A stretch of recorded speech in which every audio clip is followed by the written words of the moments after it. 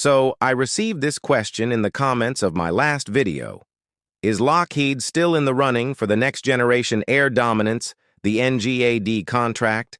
And the short answer is no. But there's a little more to it than that. So let me tell you the whole story.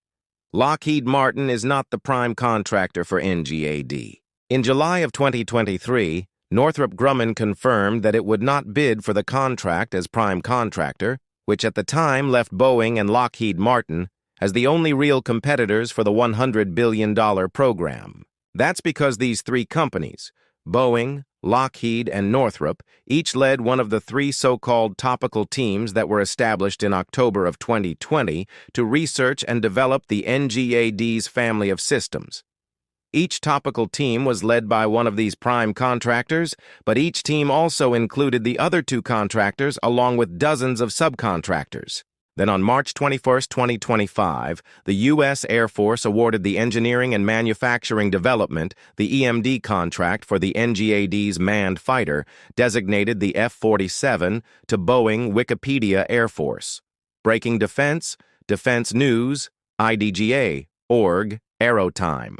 And 2 days later, on March 23rd, Lockheed Martin issued this statement.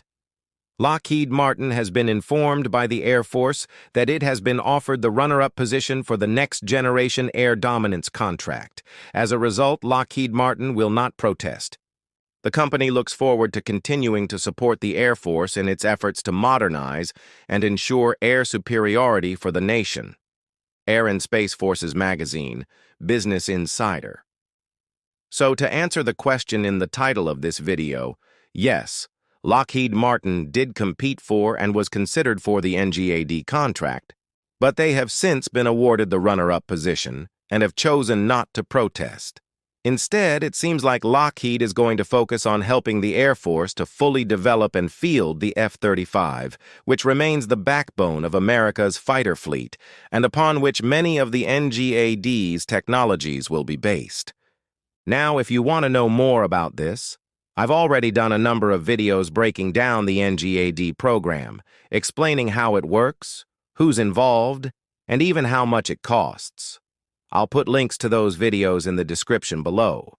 But there are still a lot of questions that remain unanswered, such as, what does Boeing's contract actually look like?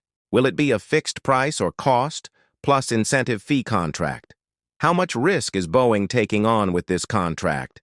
And how will the Air Force manage this contract moving forward? These are just a few of the questions that remain unanswered.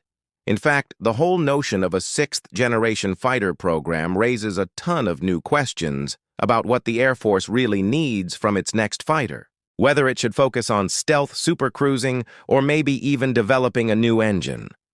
All of these questions and more will be answered in future episodes, so if you don't want to miss a single video, make sure to subscribe so you never miss an update.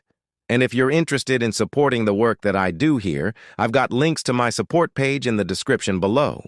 You'll get access to a weekly podcast, and you can help to direct the future of this channel. Thank you so much for watching, and I'll see you in the next video.